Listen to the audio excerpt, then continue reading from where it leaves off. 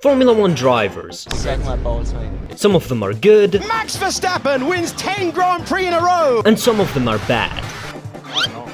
It's unfortunate. But regardless of which one they are, in this video I'll be explaining how to beat every single one. Starting with the reigning champion, Max Verstappen.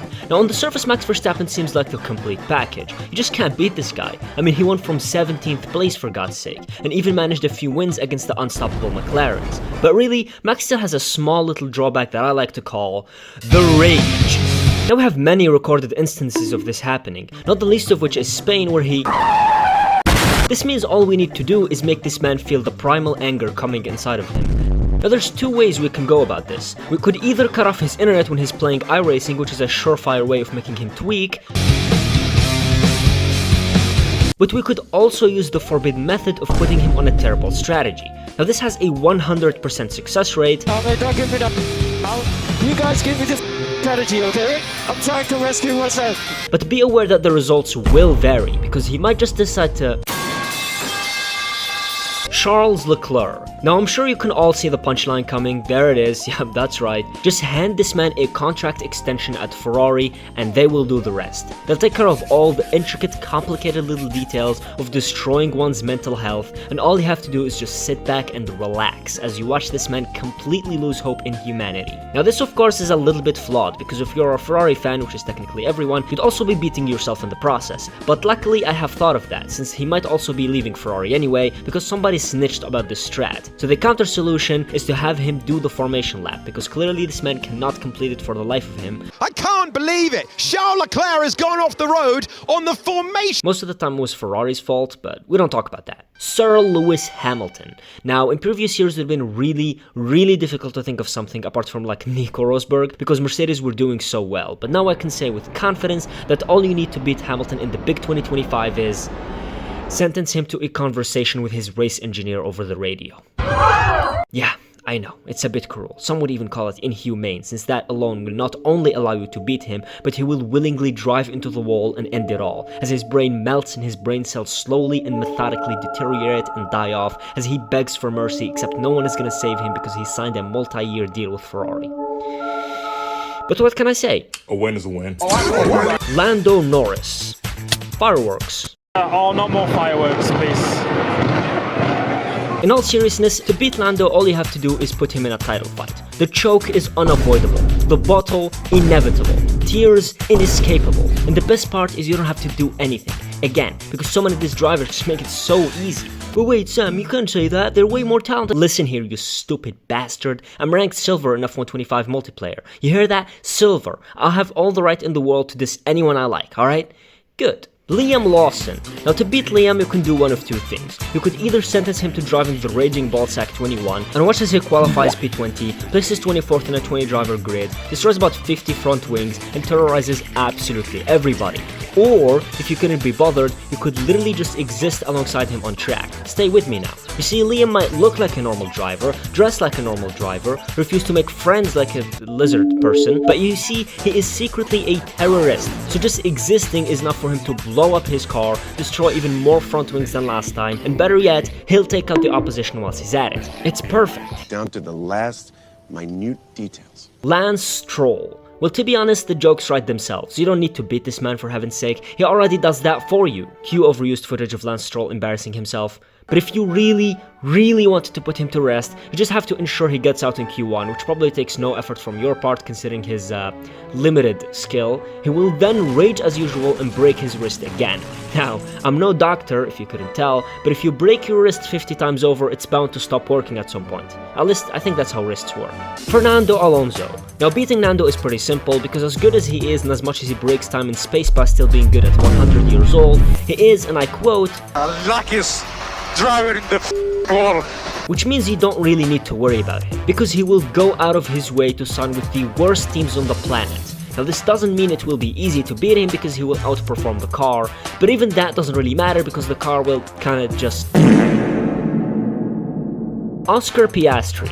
Now I've spent countless hours on mountaintops, meditating, journaling, and deeply thinking about how to beat this man. And I think I've got it, ladies and gentlemen. I present to you Team orders. Yeah, this guy is literally performing so goddamn well that I think the only hope we have is by nerfing him directly. There is just no other way.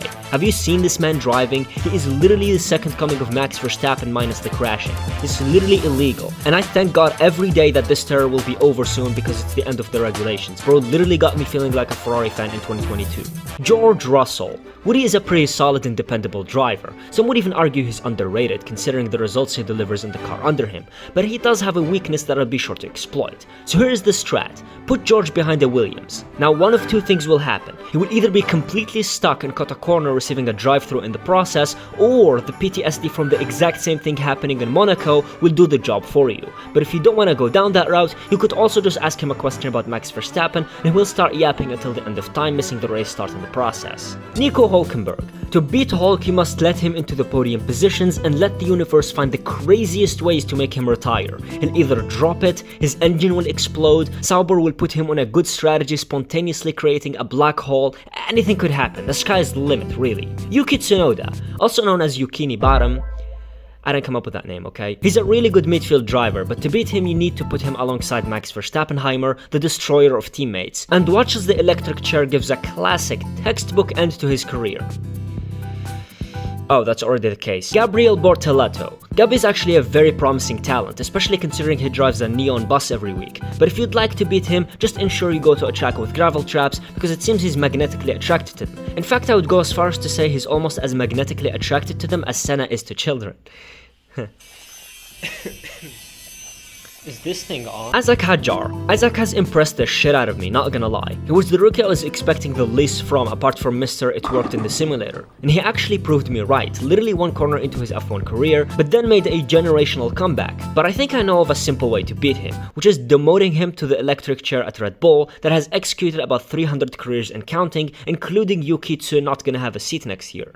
Pierre Gasly and Franco Colapinto. Now you might be saying, whoa, these are two drivers in completely different echelons in terms of skill and experience. Why are they grouped together? Well, it's because the method to beat them is one, which is Alpine, who are as competent at running an F1 team as me on F1 Manager 25, which is to say, not competent at all. Kimi Antonelli. Kim is a very good driver and was the prime candidate to be Rookie of the Year after Alonso of course, and is currently delivering with that premise as he got his first podium just 10 races into his career. But to beat him all you actually have to do is hide his meds, because this dude is literally a schizo as he was waving at absolutely fucking nothing. Although I'm not sure if the schizophrenia helped or not. I mean, he did score a podium, and when he was acting all normal and shit, he had the worst triple header of his life, so beware that if you do hide his meds, there is a chance he'll become prime Ayrton Senna. Alex Albon. As good as Alex is, and for as much as he contributed to the Williams comeback, he has one big weakness, which is his own team. I mean, I swear we cannot go a single race without this man starting all kinds of shit over the radio.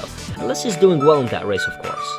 Carlos Sainz. Carlos is a broken man, especially after his Ferrari ship with Charles ended, and beating him is just not something I would stand up for, and something you don't even need to do to begin with, because this man will have a good weekend, qualify well, and then proceed to stick his nose up the inside, and you just know when you see this on TV as a Sainz fan that it's time to pack it up and go home because another weekend is about to go down the drain. Esteban Ocon.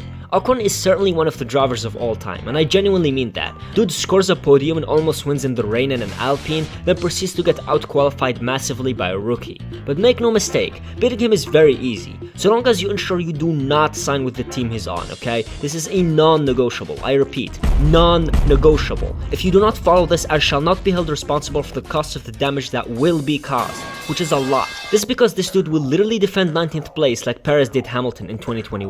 Oliver Behrman. Ollie is an amazing rookie, and watching him miss out almost every weekend has been a really unbearable experience.